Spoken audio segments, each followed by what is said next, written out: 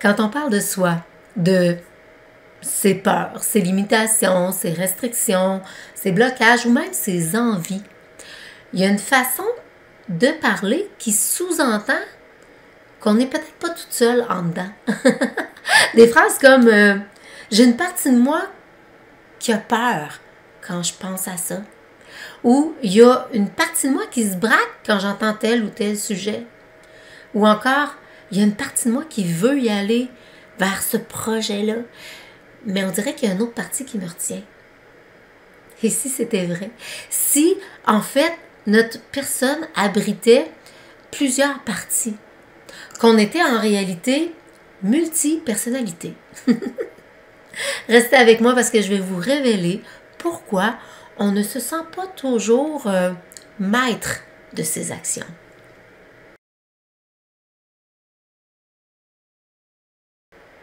Quand je parle de multi-personnalité, attention à ne pas tomber dans la psychanalyse, hein, où il y a question des fois de, comment ils appellent ça, des troubles de personnalité multiples. C'est pas de ça qu'il s'agit. De toute façon, j'aurais pas l'expertise pour vous en parler.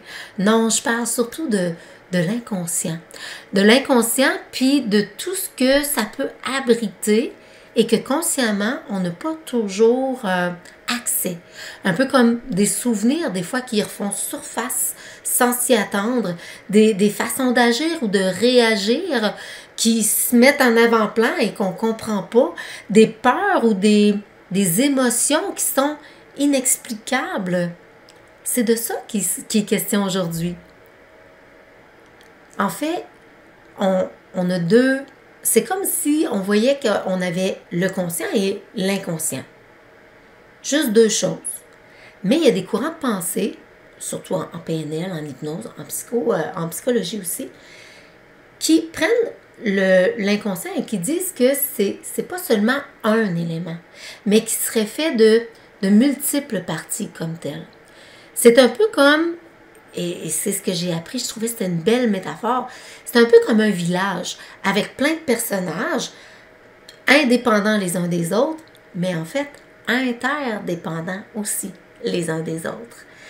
Et je suis un psychothérapeute sur YouTube super intéressant, Julien Renaud qui s'appelle.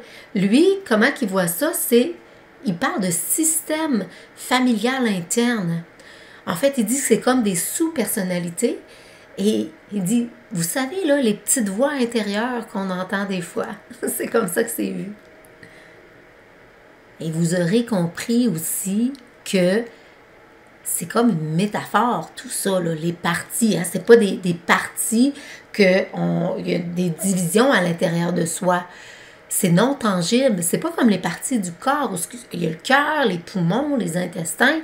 Eux aussi, dans le fond, si on peut comparer, sont indépendants dans leur fonction, mais interdépendants. Indépendants de fait qu'on peut aller en chirurgie, jouer sur un ou sur l'autre, opérer un ou l'autre sans déranger totalement l'intestin quand on opère au niveau des poumons. Mais tout le corps est interdépendant. Donc, quand on parle de parties, c'est des métaphores. Des métaphores pour désigner surtout des comportements. Des comportements comme des addictions, des façons de réagir, d'agir ou de réagir, je m'excuse, j'ai comme été en blocage, qui se mettent en place au cours de la vie. Ils se mettent en action selon les événements autour de soi, les événements extérieurs à soi. Et c'est aussi comme des états intérieurs qui peuvent être ressentis en quelque part dans le corps. Comme parfois on peut parler de quelque chose et dire « En fait, j'ai honte quand je pense à ça. » Et cette honte-là, à chaque fois qu'elle arrive, c'est comme un serrement au niveau de ma tête.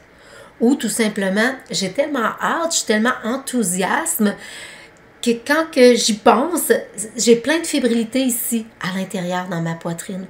Et c'est simplement ça, mais ça peut être aussi l'expérience de la personne, une partie de soi qui sait comment pour pour un sport, pour un métier, pour une façon d'agir quelconque. C'est un ensemble d'actions qui se mettent à l'intérieur de soi, que ce soit par la visualisation, la créativité, l'intuition.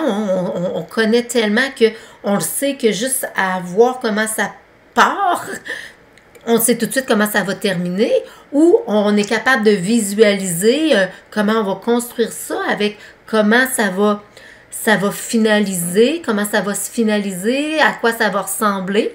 Ça peut être juste ça aussi. Et c'est des états, des comportements intérieurs, des actions qui se mettent en place et qui sont observables extérieurement par les actions ou les comportements que la personne va avoir, tout simplement. Et tous ces courants-là s'entendent pour dire que les parties, chaque partie qui sont à l'intérieur de nous, non tangibles, ont leur façon de réagir, ont leur logique à eux, ont leur perception, leur valeur, leurs croyances, leur résistance, leurs besoins. Ils ont toutes des choses personnelles à elles et elles sont toutes susceptibles de se mettre à l'avant-plan dès qu'elles se sentent menacées ou qu'elles sentent que l'individu qui les abrite est menacé. Parce qu'elles ont un rôle à jouer et elles le prennent au sérieux, pas à peu près. Le rôle est toujours de bienveillance, une belle attention pour la personne comme telle.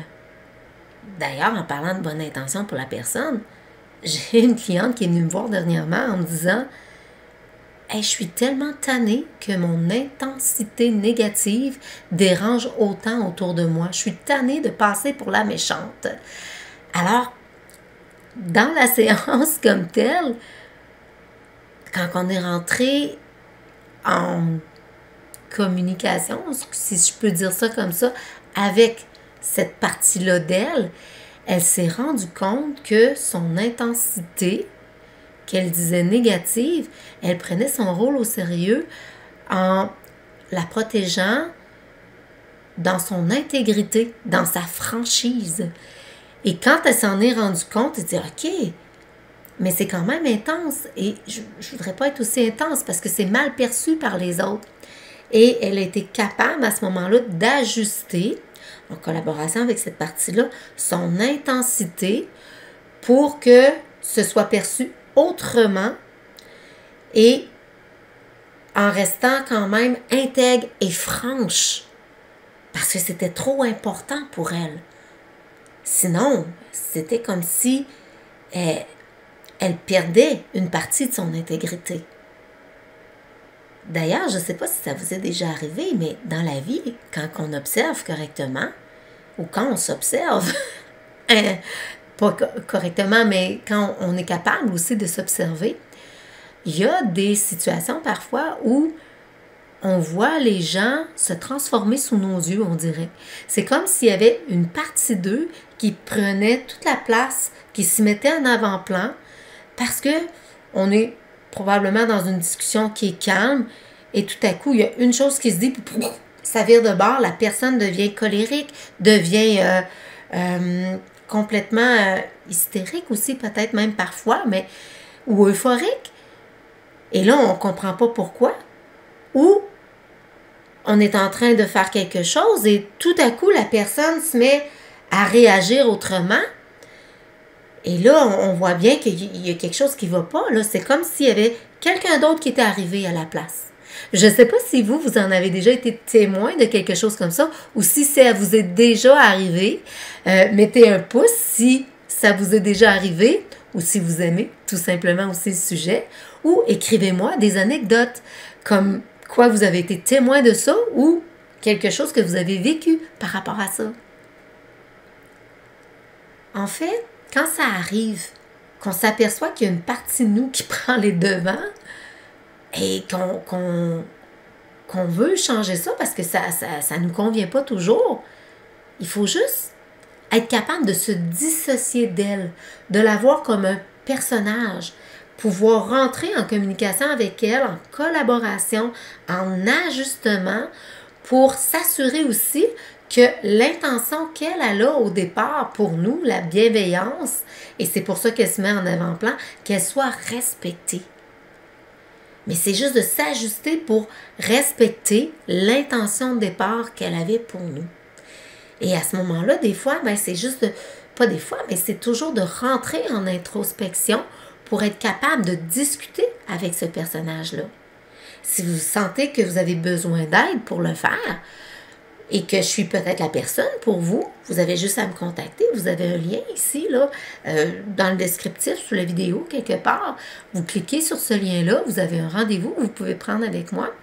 Et c'est un appel gratuit pour une vingtaine à une trentaine de minutes, voir si je suis la bonne personne pour vous aider.